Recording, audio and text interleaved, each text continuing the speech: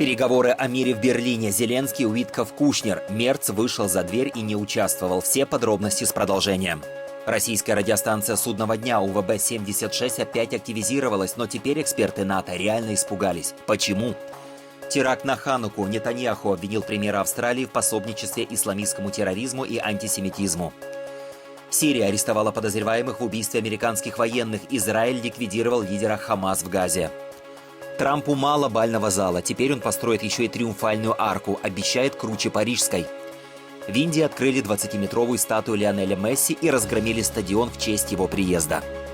Мы рассказываем только о главном. События, которые касаются каждого.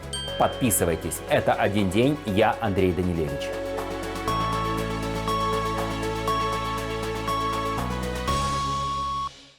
Переговоры между украинской и американской делегациями в Берлине вчера длились почти 5 часов и продолжатся сегодня. Переговорщики США Уитков и зять Трампа Кушнер прилетели в столицу Германии рано утром. Борт Зеленского прибыл в Берлин немного позже. Сначала все провели некоторое время в гостиницах и потом направились в офис федерального канцлера Германии, где были назначены переговоры. Они начались в субботу в 16:23 по центральноевропейскому времени. В СМИ появились первые кадры встречи украинской и американской делегаций. Канцлер Германии Фридрих Мерц встречал всех у порога своего офиса и лично проводил в зал переговоров. Встреча Уиткофа с Зеленским началась с объятий. Рад вас видеть. Как вы? Все хорошо, спасибо. Американская делегация уже здесь. Здравствуйте, канцлер. Рад вас видеть. Добро пожаловать в Берлин. О, господин Зеленский, как ваши дела? Спасибо, все хорошо. На самом деле, это их первая такая встреча и первые переговоры. Прежде Уитков встречался только с Путиным, а Зеленский с Дональдом Трампом и еще с Китом Келлогом и Даниэлом Дрисколом. После нескольких формальных слов приветствия Фридрих Мерц вышел из комнаты переговоров. Внутри остался только один из его советников. Спустя 5 часов Стив Уитков написал в соцсети X, что переговоры не окончены и в понедельник дискуссия продолжится. Встреча в Берлине между президентом Зеленским, специальным посланником Уиткофом, Джаредом Кушнером, а также делегациями США и Украины длилась более 5 часов. Представители провели углубленные обсуждения 20-пунктного плана мира, экономических вопросов и других тем. Был достигнут значительный прогресс, и они встретятся снова завтра утром. А вот что думают киевляне о перспективе мирных переговоров в Берлине. Опрос на улицах украинской столицы провели журналисты агентства Reuters. Знаете, я поддерживаю. Нам нужна безопасность, гарантии безопасности в любом случае. Видите, в прошлом мы где-то подписывали гарантии, соглашение о гарантиях безопасности, но один гарант на нас напал, а второй гарант поддерживает нас 50/50. Нам много раздавали гарантии безопасности. И что с того? Нас убивают. Мы остались без дома, как переселенцы сейчас, на старости лет. Может, НАТО хоть чем-то поможет. Но я сомневаюсь. Если мы не вступим в НАТО, я думаю, ничего не изменится, потому что мы и так защищаемся.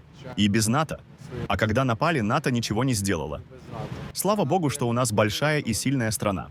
Это мнение некоторых жителей Киева. А что вы думаете по этому поводу? Станут ли нынешние переговоры в Берлине прорывом на пути к миру? Поделитесь своим мнением в комментариях.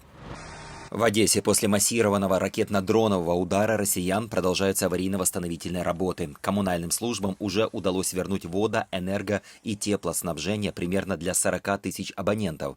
Однако делать точные прогнозы по полному восстановлению пока рано.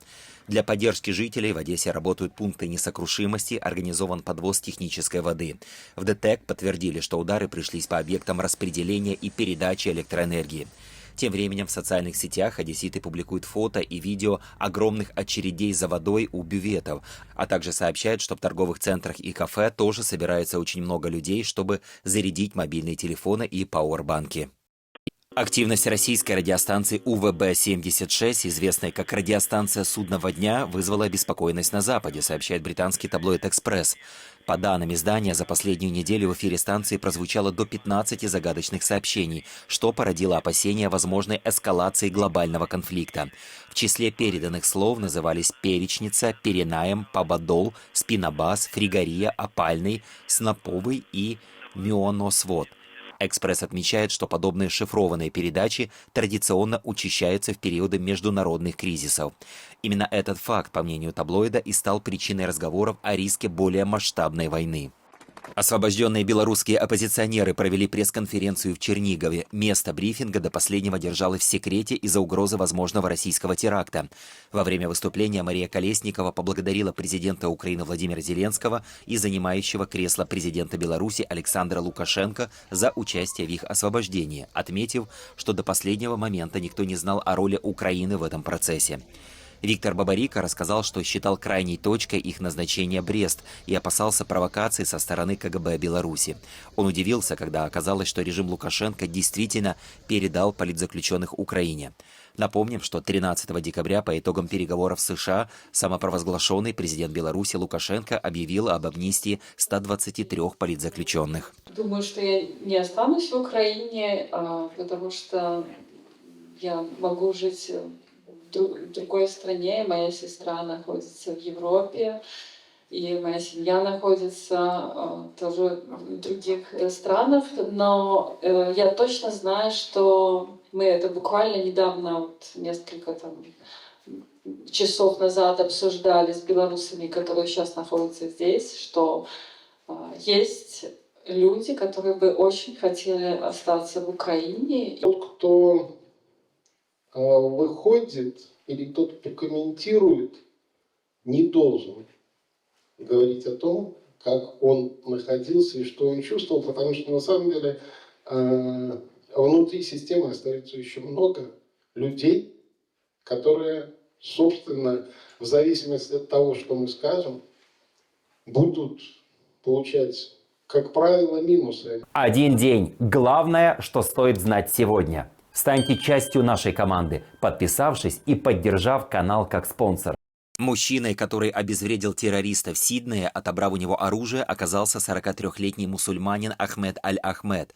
Известно, что он отец двоих детей, и около пляжа у него есть небольшой овощной магазин. Во время стычки с террористами Ахмед получил 2 пулевых ранения в руку, но тем не менее продолжил борьбу. Сейчас он находится в госпитале, и его жизни ничего не угрожает. Напомним, теракт был устроен во время еврейского праздника Хануки. В этот момент на пляже было много людей, в том числе семьи с детьми. Очевидцы рассказывают, что слышали около 50 выстрелов. Другой свидетель сообщил, что стрельба продолжалась примерно 10 минут, описал происходящее как ад на земле. На данный момент известно, что как минимум 12 человек погибли, в том числе был застрелен и один из террористов. Десятки людей получили ранения. Я увидел, как пожилую женщину застрелили, и она лежала на полу. Я увидел, как пожилого мужчину застрелили, очень сильно ранив в левую сторону. И я увидел, как куча людей кричит и бежит ко мне. Я не понимал, что происходит. А они кричали: «Укройтесь, укройтесь!» Нападение на австралийских евреев — это нападение на каждого австралийца, и каждый австралиец сегодня вечером, как и я, будет опустошен этим нападением на наш образ жизни. В нашей стране нет места ненависти, насилию и терроризму. Позвольте мне внести ясность. Мы искореним это. Премьер-министр Израиля Биньямин Нетаньяху выступил жесткой критикой в адрес австралийских властей, заявив, что их бездействие способствовали росту антисемитских настроений в стране. А трагедия на пляже Бонди случилась только потому, что власти не предприняли достаточных мер для ее предотвращения. Выступая на заседании правительства в Димоне, Нетаньяху подчеркнул, что несколько месяцев назад предупреждал премьер-министра Австралии Энтони Албанезе о возможных последствиях выбранного курса. 17 августа, примерно 4 месяца назад, я направил премьер-министру Австралии Альбанезе письмо, в котором предупредил его о том, что политика австралийского правительства способствует и поощряет антисемитизм в Австралии. Я написал: «Ваш призыв к созданию палестинского государства подливает масло в огонь антисемитизма. Он поощряет терроризм Хамаса. Он подстрекает тех, кто угрожает австралийским евреям, и способствует ненависти к евреям, которая сейчас царит на ваших улицах». Мировые лидеры выразили соболезнования родным погибших во время чудовищного теракта на пляже Австралии. Так, президент Еврокомиссии Урсула фон дер Ляйен написала, что Европа поддерживает Австралию и еврейские общины во всем мире. Госсекретарь США Марко Рубио написал, что антисемитизму нет и не будет места в этом мире. А президент Франции Эммануэль Макрон подтвердил, что будет продолжать неустанно бороться с антисемитской ненавистью, которая причиняет боль всем нормальным людям. Соболезнования выразила и британская королевская семья. Мы с женой потрясены и опечалены ужасающим антисемитским террористическим актом против евреев, присутствовавших на праздновании Хануки на пляже Бонди. Мы сочувствуем всем, кто так сильно пострадал, включая полицейских, получивших ранения при защите членов своей общины. Мы выражаем признательность полиции, службам экстренной помощи и гражданам, чьи героические действия, несомненно, предотвратили еще больший ужас и трагедию. В трудные времена австралийцы всегда сплачиваются в единстве и решимости. Я знаю, что дух общности и любви, который так ярко сияет в Австралии, и свет, лежащий в основе праздника Хануки, всегда восторжествуют над тьмой такого зла. С заходом солнца 14 декабря иудеи по всему миру начали празднование Хануки, одного из самых важных праздников иудейского календаря. Он также известный как Хаг-Урим, праздник огней, который продлится 8 дней и завершится 22 декабря. Из-за трагедии в Австралии в этом году мероприятия во многих мировых столицах проходят на фоне усиленных мер безопасности. На главных площадях городов, где традиционно зажигают хануки, дежурят дополнительные силы полиции и службы безопасности. В Иерусалиме, Нью-Йорке, Париже, Берлине, Киеве и других городах состоялись официальные церемонии зажигания первой свечи. Ханука символизирует победу света над тьмой, духовной стойкости над насилием и напоминает о чуде с маслом в Иерусалимском храме. Праздник остается важным религиозным и культурным событием, объединяющим людей разных стран и вероисповеданий. Израильская армия сообщила, что 13 декабря в результате удара по автомобилю в городе Газа был ликвидирован высокопоставленный командир Хамас Раед Саед. Он был одним из организаторов атаки Хамас на страну 7 октября 2023 года. Министр обороны Исраэль Кац подчеркнул, что удар стал ответом на атаку, в результате которой были ранены 2 израильских солдат. Хамас пока не подтвердил гибель Саеда, но назвал атаку нарушением соглашения о прекращении огня. Источники агентства Reuters утверждают, что Саед был одним из ключевых руководителей вооруженного крыла группировки и отвечал за развитие производства оружия.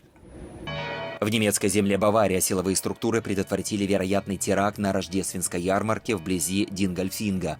Обвинения предъявлены 5 мужчинам в возрасте от 20 до 56 лет.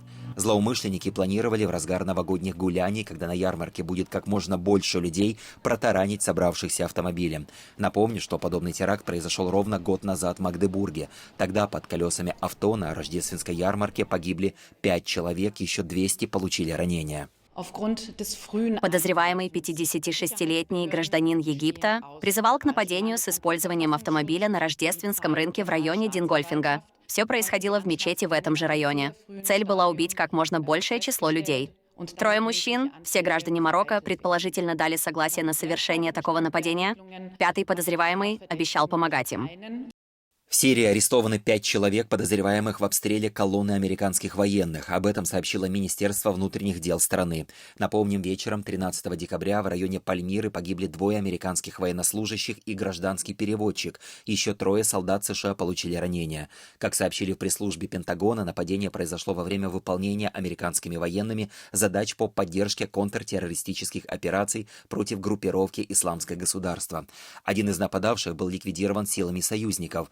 По данным сирийских властей, это член сирийских сил безопасности, не занимавший руководящей должности.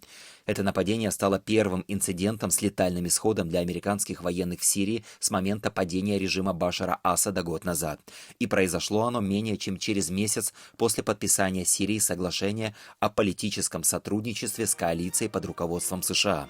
О случившемся был немедленно проинформирован и президент США Дональд Трамп. Должен сказать, что в Сирии также произошло нападение. И 3 великих патриота были убиты плохими людьми, а не сирийским правительством. Это был ИГИЛ. Сирийское правительство сражалось на нашей стороне. Новый президент сражался на нашей стране.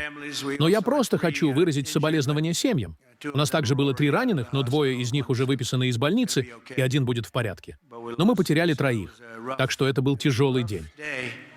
Новости архитектуры. Президент США Дональд Трамп решил не ограничиваться сносом восточного крыла Белого дома и постройкой на его месте грандиозного бального зала. Теперь Трамп начинает новый грандиозный проект – постройку триумфальной арки на мосту, соединяющем округ Колумбия и штат Вирджиния.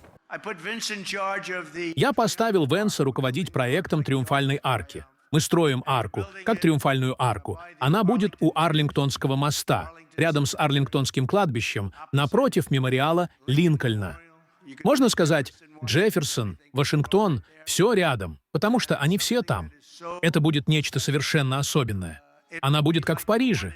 Но, если честно, наша ее превзойдет во всем.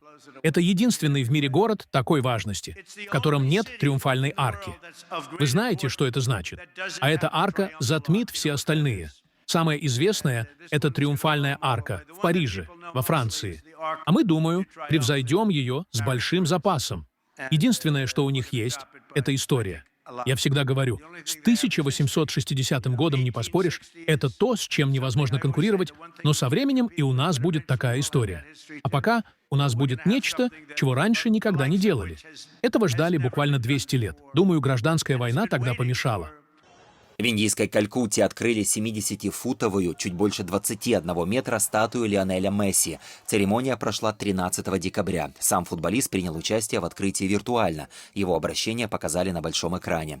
Монумент изображает Месси с трофеем чемпионата мира, а на церемонию собрались сотни болельщиков с флагами Аргентины. Открытие совпало с началом тура Месси по Индии. В программе мероприятия в Калькутте, Хайдарабаде, Мумбаи и Нью-Дели, а также запланированная встреча с премьер-министром Нарендрой Моди. Калькутта остается одним из центров футбольной культуры Индии, несмотря на доминирование крикета. Однако старт визита оказался напряженным. Во время короткого появления Месси на стадионе Солт-Лейк часть болельщиков начала бросать предметы и прорываться к полю. Футболист покинул арену примерно через 20 минут. Власти штата принесли извинения и объявили о расследовании инцидента. Это был «Один день». Спасибо, что подписались. Впереди новые выпуски новостей.